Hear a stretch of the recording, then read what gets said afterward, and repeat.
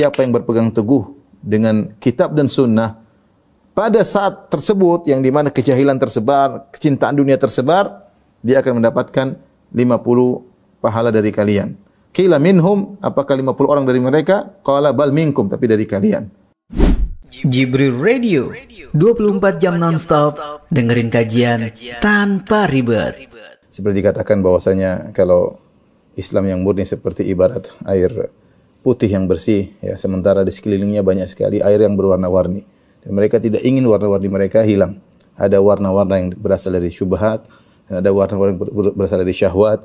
Sehingga ketika mereka dikenalkan dengan Islam yang murni, yang menjelaskan akan hakikat Islam yang asli, yang datang berdasarkan Al-Quran dan Sunnah, maka banyak orang tidak terima. Ya.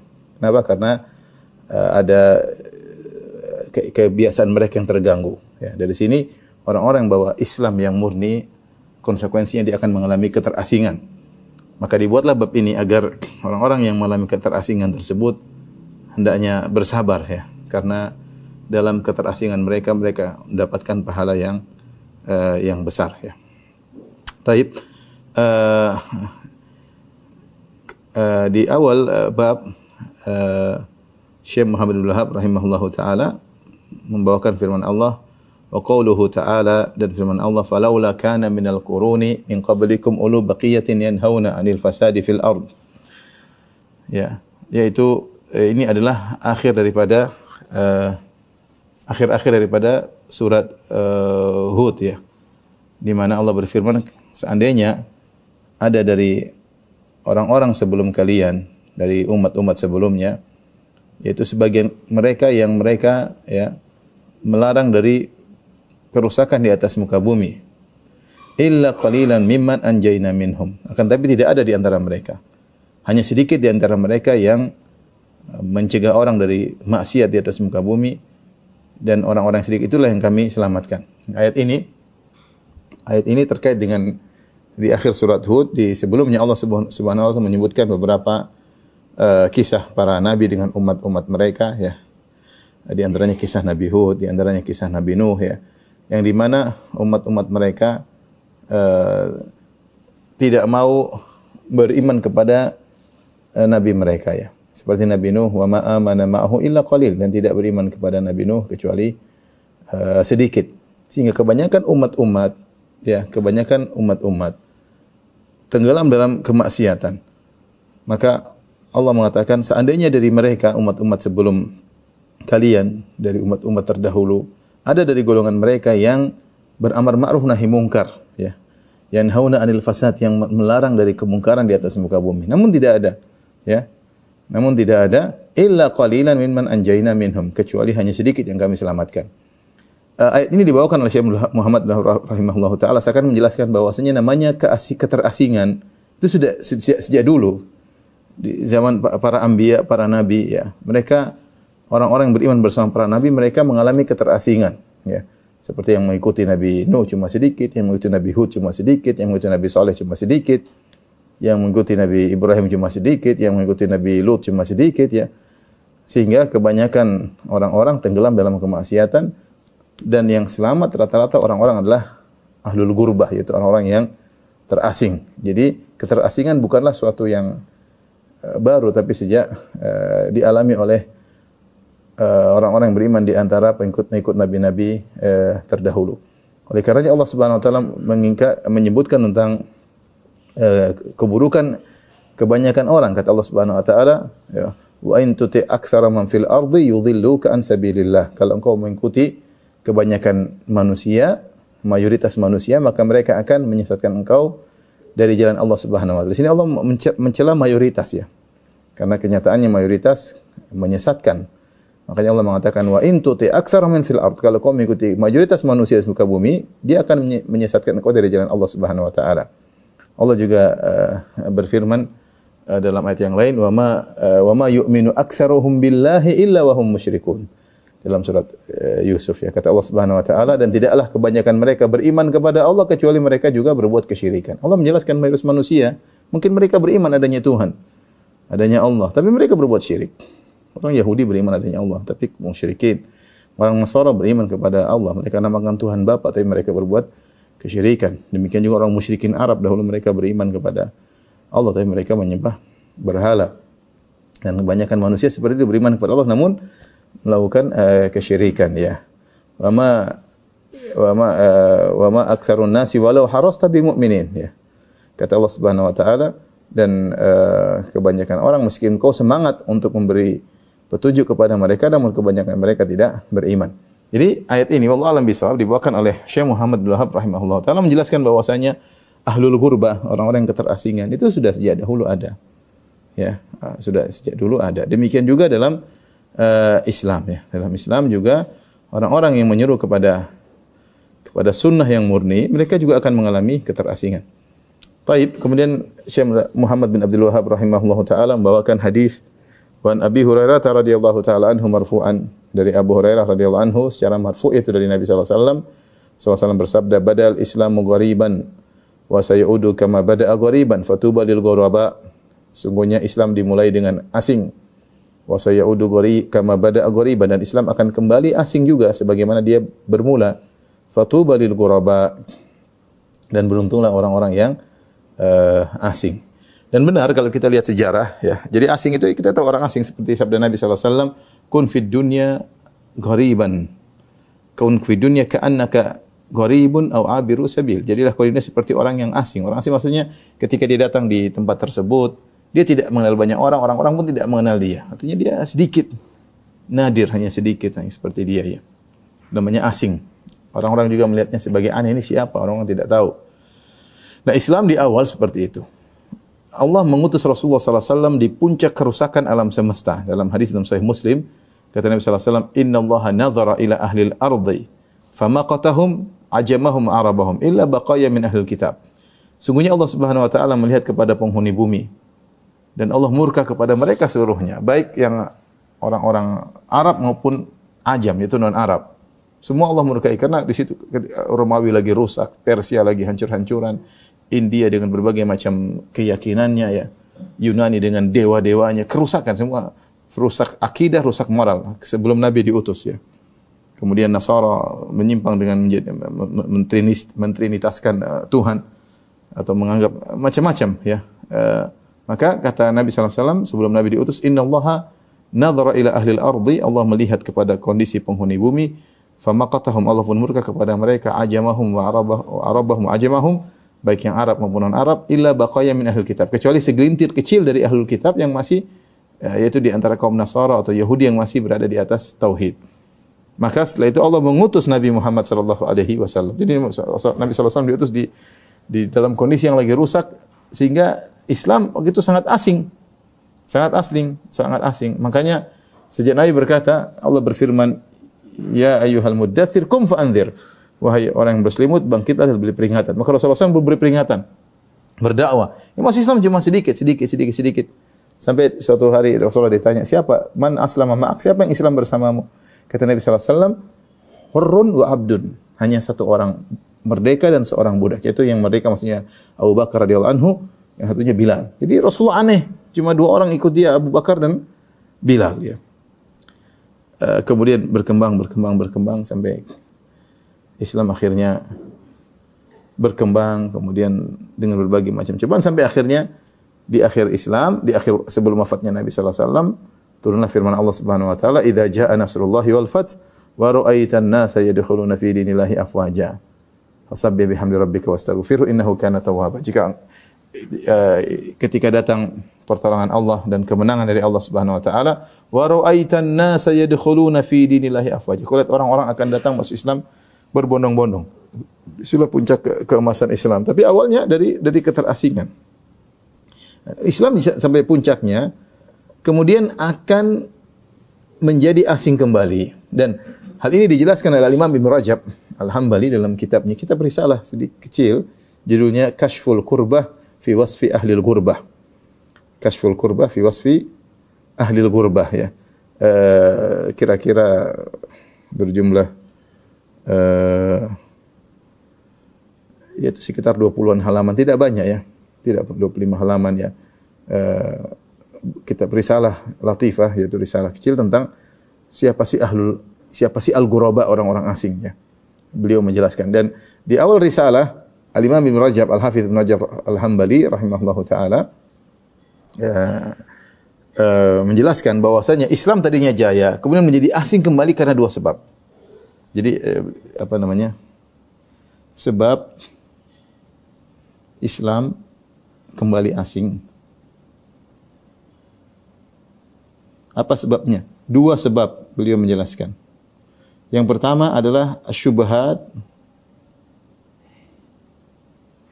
Yang kedua adalah syahwat. Ya, ini syubhat terkait dengan pemikiran, itu akidah yang rusak, dan syahwat terkait dengan hawa nafsu ya. Masalah kemaluan, makanan dan yang lain-lainnya, hawa nafsu. Ya, hawa nafsu dunia. Ini yang merusak ya.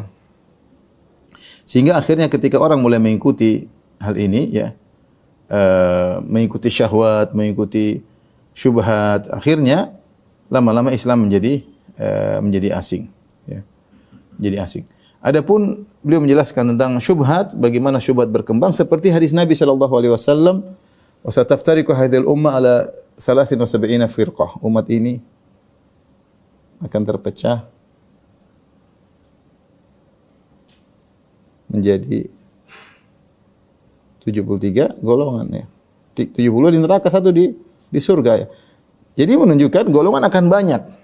Mereka keluar daripada Islam yang murni, sehingga syubhat mengenai mereka. Pemikiran orang beribadah dengan seenaknya, berakidah dengan sesukanya. Jadilah Islam yang saya katakan tadi air putih bersih tadi menjadi aneh. Karena sekarang Islam semua berwarna. Warnanya ini, warnanya anu, tidak kembali kepada Islam yang murni. Ini dengan berbagai macam pemikiran, akidah, ya, firqah-firqah menjadikan Islam yang murni menjadi terasing. Ini sisi pertama. Sisi kedua yang menjadikan Islam menjadi asing, sebagaimana dalam hadis ya, Rasulullah SAW bersabda, kata beliau, saya bacakan perkataan Ibn Rajab, "Amma fitnatus syahwat fa fi sahih Muslim." Adapun fitnah syahwat dalam sahih Muslim, an Abdullah bin Amr an Nabi sallallahu alaihi wasallam qala, dari sahabat Abdullah bin Amr radhiyallahu anhuma, dari Nabi sallallahu alaihi wasallam beliau bersabda, "Kaifa antum idza futihat alaikum khazainu Faris wa Rum?" Ya, bagaimana kondisi kalian jika ternyata terbukalah khazain itu, kekayaan Persia Romawi kalian kuasai ya. Ya. Maka tatanafasun, thumma tatahasadun, thumma tatadabarun. Maka jawabannya adalah kalian akan saling berlomba-lomba ya, dalam dunia. Kemudian kalian sudah saling berlomba-lomba, kalian akan saling hasad.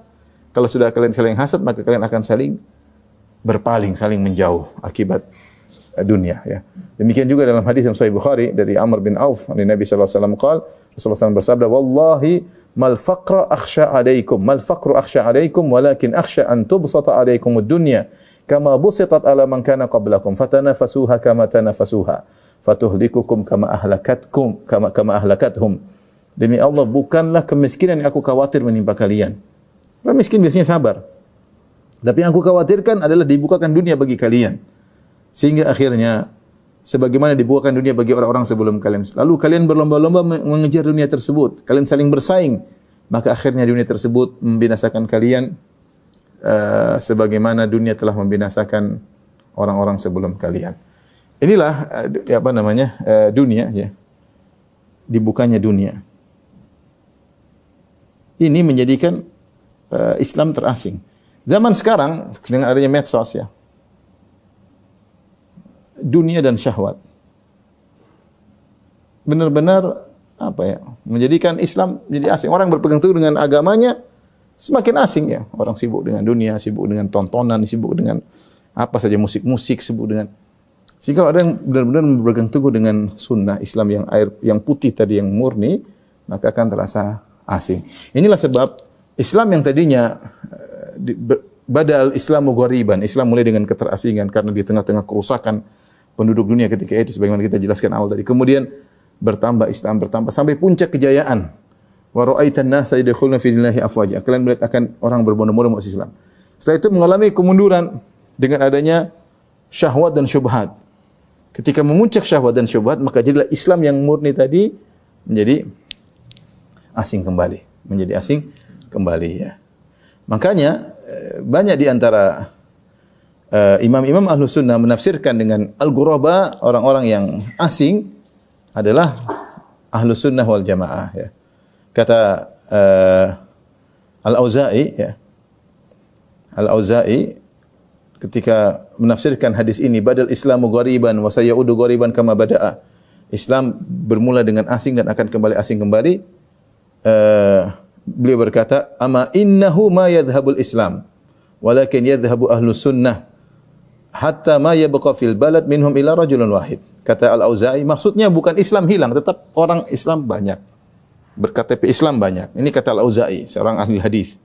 Beliau berkata yang dimaksud dengan Islam kembali asing bukan Islam, bukan orang Islam menjadi hilang, tidak. Orang Islam tak banyak. Innahu ma yadhhabul Islam, bukan maksudnya Islam hilang, tetapi yang dimaksud walakin yadhhabu Ahlus Sunnah, tetapi Ahlus Sunnah yang semakin sedikit. Hatta ma yabqa fil balad minhum ila rajulun wahid, sehingga hanya satu orang di negeri itu, hanya satu orang di kota ini, sedikit. Ya. Kemudian kata Ibn Rajab Al-Hambali, wa li hadzal ma'na yujadu fi kalami salaf katsiran madhu sunnati wa wasfuha bil ghurbah wa wasfu ahliha bil qillah. Oleh karenanya, karena makna ini yang disebutkan oleh Al-Auza'i, maka kita dapati dalam perkataan salaf sering disebut pujian terhadap sunnah dan pujian terhadap sunnah dengan keterasingan bil ghurbah, dan menyebutkan Ahlus Sunnah hanyalah sedikit. Seperti Al-Hasan rahimahullah, Hasan Al-Basri berkata kepada yaquli ashabi, berkata kepada murid-muridnya, "Ya Ahlus Sunnah, tarafaqu rahimakumullah, fa innakum min aqallin nas." Wahai Ahlus Sunnah, hendaknya kalian saling lembut di antara kalian. Saling lembut, jangan ribut, jangan bertengkar, karena saling lembut. Fa innakum min aqallin nas, sungguhnya kalian hanyalah sedikit, ya. Kemudian Yunus bin Ubaid berkata, "Laisa syai'un aghrab minas sunnah wa aghrab minha man ya'rifuha." Tidak ada sesuatu pun yang lebih asing daripada sunnah. Sunnah menjadi asing, ya. Bahkan orang tenggelam dengan syubhat dan dalam syahwat. Dan lebih asing dari itu adalah orang yang mengenal sunnah. Sedikit.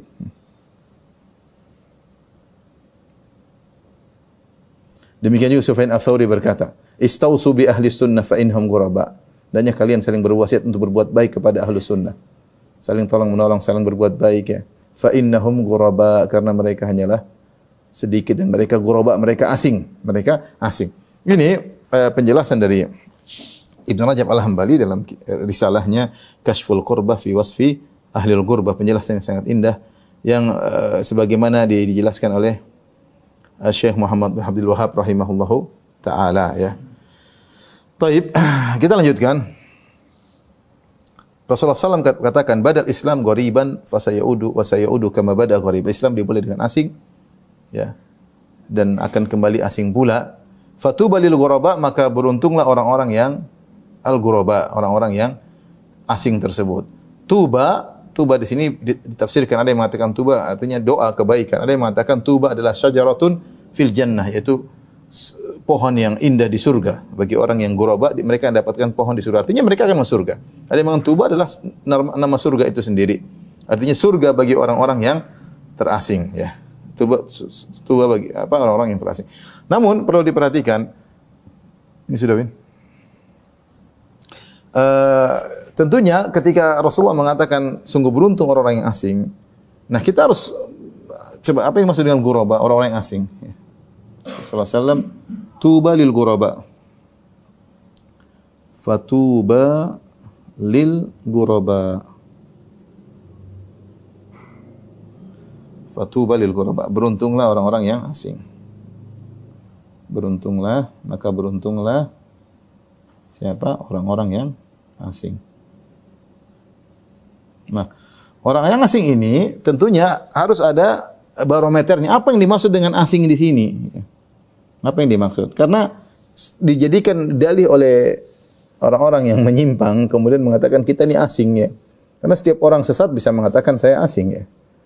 Mungkin pengikut Elia Aminuddin juga yang mengaku sebagai nabi, kita juga sedikit, kita juga asing. Nanti ada lagi orang yang mengatakan, nah kita menentukan Ramadan dengan air pasang laut, air pasang atau surut. Enggak ada yang seperti kita, ya, karena kita asing. Seperti itu, jadi mereka merasa asing, kemudian mereka mengatakan hadis ini maksudnya adalah kita. Maka oleh karenanya kalau asing bukan sekedar asing saja, tapi asing ini apa yang dimaksud orang asing, maka harus dengan penjelasan Nabi Shallallahu Alaihi Wasallam. Itulah kenapa tadi Ibn Rajab menulis buku tersebut ya tentang apa yang dimaksud dengan al-ghuraba fi wasfi ahlil ghurabah, tentang sifat orang-orang yang ghuraba, siapa mereka. Nah, disinilah Syekh Muhammad bin Wahab rahimahullahu taala membawakan hadis-hadis tentang makna dari al-ghuraba ya. Saya bacakan di sini rawahu Ahmad ya. Jadi apa sih sifat-sifatnya? Di antaranya an-nuzza'u minal qabail ya. Rasulullah SAW bersabda an-nuzza'u minal qabail. An-nuzza' itu orang-orang yang terkucilkan dari kabilahnya ya. Itu yang terkucilkan dari kabilahnya, dari sukunya. Sebagian menafsirkan yaitu orang-orang yang harus meninggalkan negerinya ke negeri lain, seperti kaum Muhajirin. Yaitu an-nuzza' yang terusirkan. Ada yang mengatakan yang meninggalkan negerinya untuk berhijrah. Untuk berhijrah ke negeri yang lain. Kenapa? Karena dia aneh sendiri. Orang-orang semua sedang rusak, dia aneh sendiri. Maka dia terkucilkan. Ini ketika Rasulullah SAW dalam hadis Ibnu Mas'ud, rawahu Ahmad min hadis Ibnu Mas'ud radhiyallahu anhu wa fihi qila manil ghuraba. Rasulullah SAW ditanya, siapakah orang-orang yang gharib yang beruntung tersebut ya Rasulullah? Kata Rasulullah SAW, an-nuzza'u minal qabail. Itu orang yang terkucilkan dari sukunya. Ada yang mengatakan orang yang berhijrah ya. Kemudian yang kedua, di antara sifat al-ghuraba dalam riwayat alladzina yasluhun idza fasadan nas ya. Alladzina yasluhun idza fasadan nas. Orang-orang yang baik, orang-orang yang soleh ketika masyarakat rusak.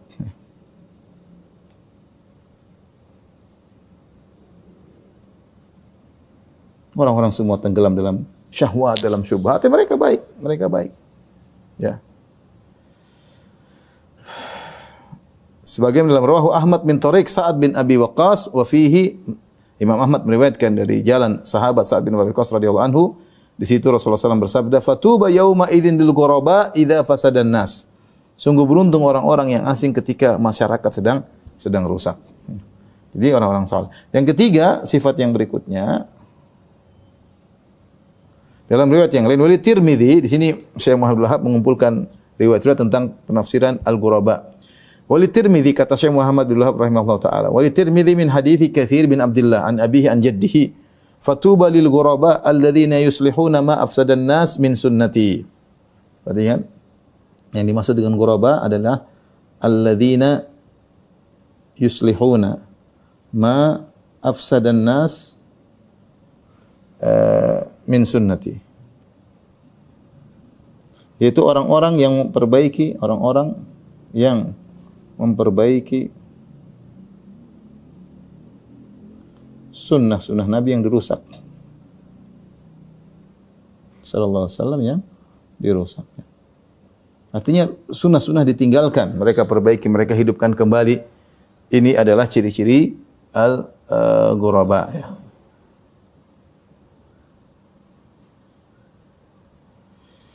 Nanti akan datang mungkin riwayat-riwayat yang lain, tapi sementara kita sebutkan tiga sebagaimana dijelaskan oleh Syekh Muhammad bin Abdul Wahhab rahimahullahu taala ya.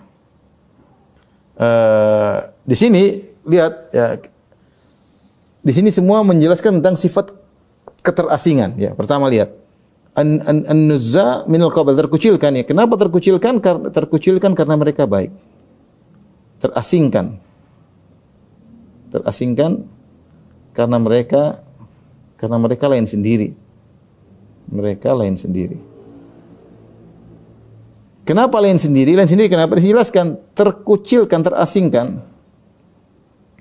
Karena semua orang rusak, semua masyarakat rusak sementara mereka soleh. Sementara mereka mereka soleh. Orang-orang malah sholat, mereka sholat. Orang-orang pada hiburan-hiburan melulu, mereka tidak. Ya, mereka sebagaimana firman Allah Subhanahu Wa Taala, "Qad aflahal mu'minun, alladzina hum fi sholatihim khashi'un, walladzina hum 'anil lagwi mu'ridun." Sungguh beruntung orang-orang yang beriman, yang mereka khusyuk dalam sholat mereka. Walladzina hum 'anil lagwi mu'ridun, mereka berpaling dari hal yang sia-sia. Orang sia-sia mereka. Orang ramai-ramai nonton, mereka tidak ikut nonton. Orang ramai-ramai lagi konser, mereka tidak ikut. Sia-sia, enggak ada faedahnya. Faedahnya di akhirat enggak ada, mereka tinggalkan. Ya. Wa idza marru bil lagwi marru kirama. Seperti sifat-sifat ibadur rahman. Kalau mereka melewati perkara yang sia-sia, mereka lewat dengan baik. Sudah tinggalin ya. Orang semua lagi happy, lagi senang, mereka tidak. Sehingga mereka asing, ini aneh sendiri. Aneh sendiri ya. Semua orang lagi rusak, lagi senang, happy-happy, mereka aneh sendiri. Sehingga jadilah asing mereka. Yang ketiga lebih lagi, mereka kenapa asing? Karena orang-orang tenggelam dalam bid'ah. Orang-orang tenggelam, orang-orang meninggalkan sunnah.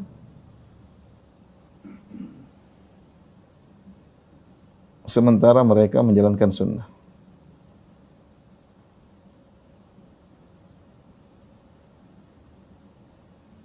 Jalankan sunnah. Jadilah mereka terasing. Ya, terasing. Ya, menyampaikan sunnah, timbul orang punya akidah bermacam-macam, orang punya bid'ah bermacam-macam, mereka jelaskan sunnah seperti Al-Quran, sunnah. Al-Quran, sunnah, mereka diasingkan, dianggap aneh.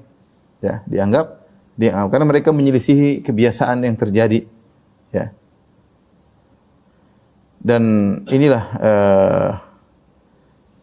sebab mereka dianggap sunnah. Ini sifat-sifat al-ghuraba ya. Intinya mereka adalah orang-orang yang baik dan mereka menjalankan sunnah di tengah orang-orang yang lagi terjebak dengan syahwat dan syubhat. Kemudian kita bacakan berikutnya, wa an Abi Umayyah qala. Dari Abu Umayyah qala, sa'altu Aba Tha'lab al-Khushani radhiyallahu ta'ala anhu. Aku bertanya kepada Abu Tha'lab al-Khushani radhiyallahu anhu, "Kaifa taqulu fi hadhil ayah?" Bagaimana yang pendapat tentang ayat ini? Ya ayyuhalladzina amanu 'alaikum anfusakum la yadhurrukum man dhalla idza tadaitum. Wahai orang yang beriman, hendaknya sibuklah kalian dengan dirimu sendiri. La yadhurrukum man dhalla idza tadaitum. Sungguhnya orang-orang sesat tidak akan beri mudarat kepada kalian jika kalian di atas hidayah. Ayat ini, kalau orang baca ayat ini sekilas, ya ayyuhalladzina amanu 'alaikum anfusakum, wahai orang yang beriman, hendaknya kalian urusi diri kalian. Orang-orang yang sesat tidak akan memudaratkan kalian kalau kalian sudah dapat hidayah. Seakan-akan tidak usah melakukan perbaikan. Tidak usah melakukan perbaikan. Tidak usah beramar ma'ruf nahi mungkar. Udah kita sibuk. Orang udah rusak, kita sibuk sendiri aja. Seakan-akan seperti itu, tapi ini ternyata disalahpahami ya. Bukan begitu maksudnya. Maksud ayat ini, kalau kamu sudah menyampaikan dakwah dan orang tidak terima, ya sudah. Kemudaratan mereka tidak akan beri mudarat kepadamu. Yang penting kau sudah tegakkan amar ma'ruf nahi mungkar. Bukan sejak awal tidak mau amar ma'ruf nahi mungkar, enggak. Qala ama wallahi, kata Abu Tha'lab al-Khushani, qala ama wallahi laqad sa'alta anha khabiran. Sungguh demi Allah engkau telah bertanya kepada orang yang ngerti tentang ayat ini. Sa'altu anha Rasulullah sallallahu alaihi wasallam. Sungguh aku telah menanyakan tentang ayat ini kepada Rasulullah sallallahu alaihi wasallam. Faqala, kemudian Rasulullah sallallahu alaihi wasallam menjawab, "Bali tamiru bil ma'ruf wa tanahau 'anil munkar." Hendaknya kalian beramar ma'ruf dan bernahi munkar. Lakukan terus. Nanti ada saat di mana sudah tidak bisa lagi. Hatta idza ra'aita syuhan muta'an, sampai kalau kalian mendapati syuh, rasa pelit yang ditaati, diikuti oleh masyarakat, wa hawan muttaba'an, dan hawa nafsu yang diikuti tersebar di masyarakat, hawa nafsu tersebar, wa dunyan mu'tsarah, dan dunia yang selalu didahulukan, akhirat ditinggalkan, wa ijaba kulli dzi ra'yin bi ra'yihi, dan setiap orang bangga dengan pendapatnya, fa alaika bi nafsi. Kalau sudah begitu percuma. Kalau terkumpul pada seorang empat ini, pelit diikuti, rakus dengan dunia. Syuh itu bukan sekedar pelit, tapi dia tamak dengan dunia. Kemudian hawa nafsu diikuti. Kemudian hawa muttaba'an, kemudian dunia didahulukan. Selalu dunia, urusan apapun agama dibawa kepada dunia, apapun dunia. Ya. Wa ijaba kulli dzi ra'yin bi ra'yihi. Dan kalau ada orang selalu bangga dengan pendapatnya, maka kalau sudah kau dapati orang seperti ini, percuma kau dakwahi dia. Fa alaika bi nafsik. Kalau kau dakwahi, tapi kau dakwahi, tapi tidak ada faedahnya. Fa alaika bi nafsik. Maka ketika itu sibukkanlah dirimu sendiri, wada angkal awam, dan tinggalkan orang-orang awam kondisi mereka yang demikian. Fa inna min waraikum ayyaman. Sungguhnya di belakang kalian ada hari-hari yang berat. As-sabru fihinna mithlu qabdi alal jamr. Sungguhnya bersabar dalam hari-hari yang berat tersebut, itu menjalankan Islam dengan baik, seperti memegang bara api.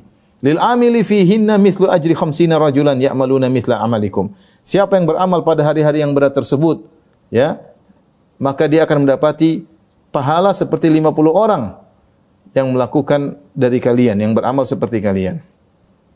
Jadi satu orang kalau dalam kondisi berat seperti itu beramal, dapat pahala 50 kalian, wahai para sahabat. Qila minna au minhum. Maka ditanya, ya Rasulullah, maksudnya dia dapat 50 kali lipat pahala dari mereka atau dari kami? Kata Rasulullah SAW, bal minkum, dari kalian. Pahalanya 50 kali lipat amal kalian. Rawahu Abu Daud wa Tirmidzi. Hadis riwayat Imam Abu Daud dan Tirmidzi.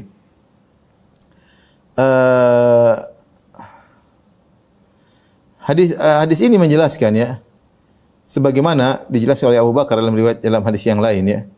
Abu Bakar radhiyallahu anhu pernah berkata, "Innakum taqra'una hadhil ayah." Kalian baca ayat ini, ayat tadi.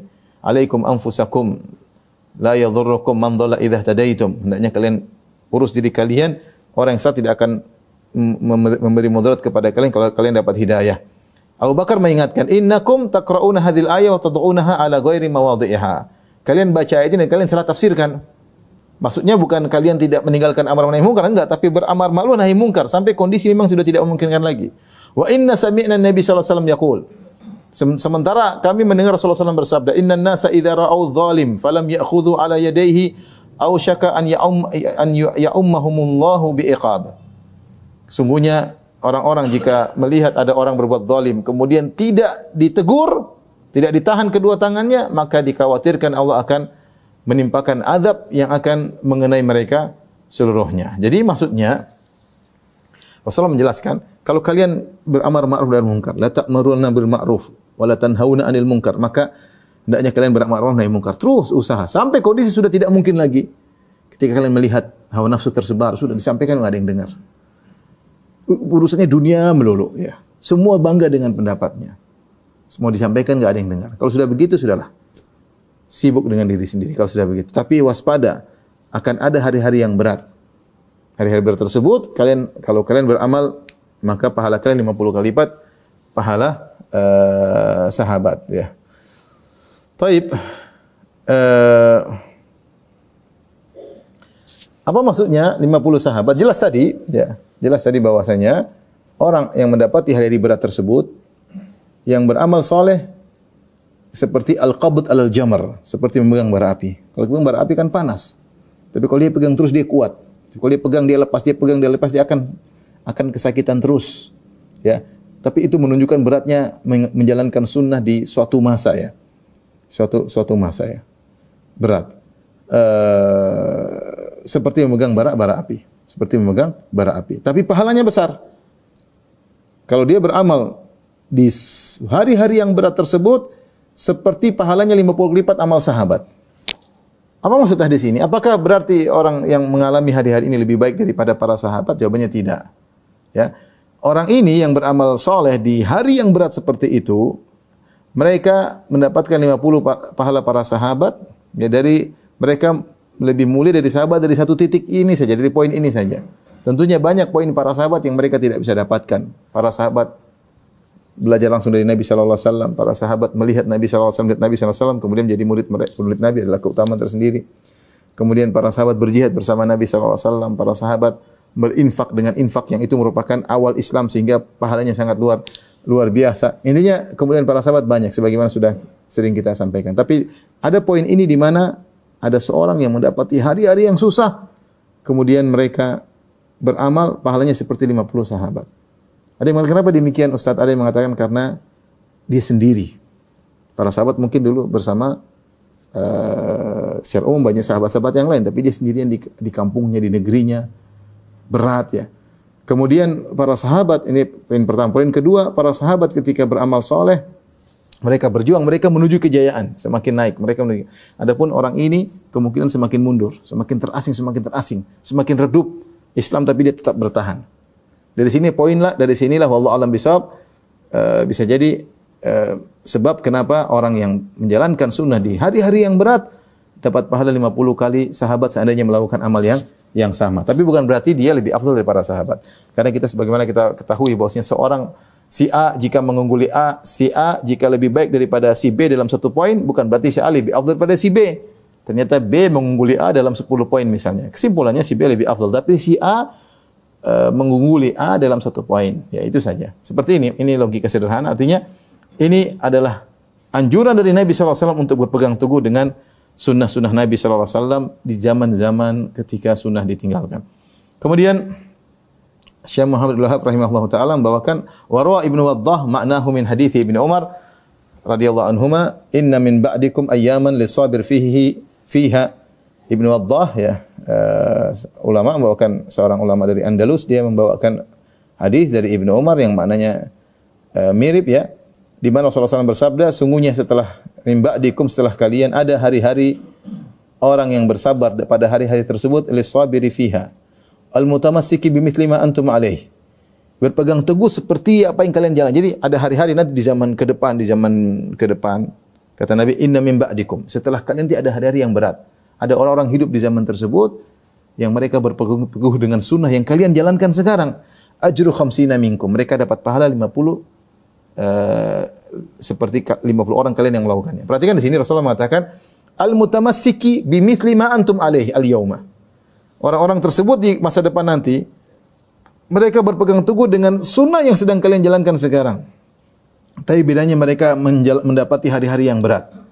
Kalau mereka bisa berpegang teguh, maka mereka dapat pahala 50 kali lipat pahala kalian. Kemudian kemudian Ibnu Waddah membawakan hadis anba'ana Muhammad bin Sa'id anba'ana Asad qala anba'ana Sufyan ibn Uyainah an Aslam al-Basri an Sa'id bin Abil Hasan qala qultu li Sufyan ani Nabi sallallahu alaihi wasallam qala na'am. Qala innakum al-yawm ala bayyinatin min rabbikum ta'muruna bil ma'ruf wa tanhauna 'anil munkar wa tujahiduna fi sabilillah wa lam yadhar fikum sakratan. Kata Nabi sallallahu alaihi wasallam ya, Rasulullah SAW bersabda, innakumul yaum ala bayyinatin min rabbikum. Sungguhnya kalian wahai para sahabat berada di atas petunjuk dari Rabb kalian. Ta'muruna bil ma'ruf, kalian menyuruh kepada yang ma'ruf, wa tanhauna 'anil munkar, dan kalian mencegah dari kemungkaran, wa tujahiduna fi sabilillah, dan kalian berjihad di jalan Allah Subhanahu wa taala. Wa lam yadhhar fikum sakratan, tapi belum muncul pada kalian dua sakra, dua kemabukan ya. Sakratul jahal, yaitu kejahilan yang merajalela, wa sakratu hubbil aish, dan mabuk kepayang dalam mencintai dunia. Wa satuhawwaluna an dzalik, maka dan kalian akan dipalingkan dari hal tersebut. Fal mutamassiku yauma idzin bil kitabi was sunnah lahu ajru khamsina. Siapa yang berpegang teguh dengan kitab dan sunnah pada saat tersebut yang di mana kejahilan tersebar, kecintaan dunia tersebar, dia akan mendapatkan 50 pahala dari kalian. Qila minhum, apakah 50 orang dari mereka? Qala bal minkum, tapi dari kalian. Hadis ini yang dibawakan oleh Ibnu Waddah, yang terakhir yang saya bacakan ini secara riwayat dia mursal, jadi hadisnya lemah. Namun maknanya mendukung sebagaimana yang sudah kita jelaskan sebelumnya. Bahwasanya orang yang berpegang teguh dengan sunnah di hari-hari yang sulit, di mana dunia tersebar, syahwat tersebar, syubhat tersebar, maka dia dapat pahala 50 kali lipat para sahabat. Di sini ada tambahan ya, bahwasanya yang dimaksud dengan al-ghuraba ya adalah yang berpegang teguh, yang mengamalkan sunnah para sahabat,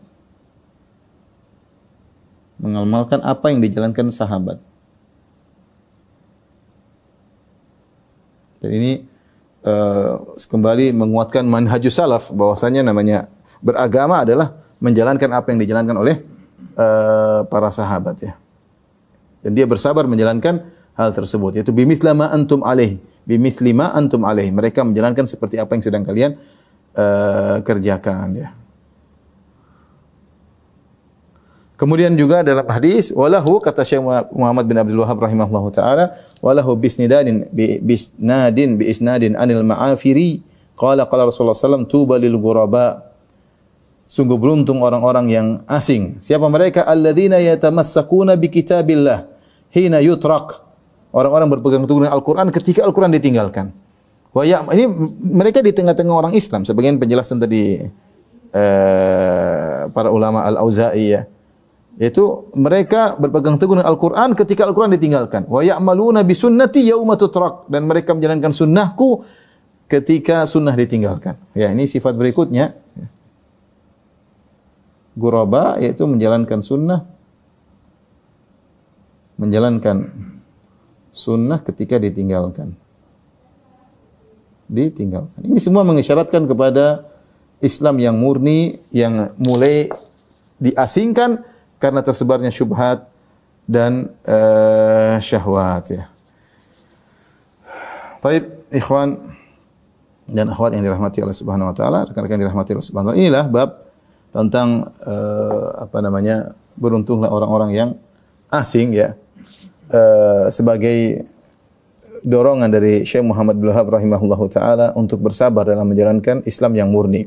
Karena konsekuensi dari orang menjalankan Islam murni dia pasti terasing. Karena orang semua senang dengan syubhat, orang senang dengan syahwat, orang tidak ingin dihalangi dari apa yang mereka sukai. Dia suka dengan pemikiran, dia merasa enjoy dengan pemikiran tersebut. Padahal ini akidah yang rusak, tapi dia senang.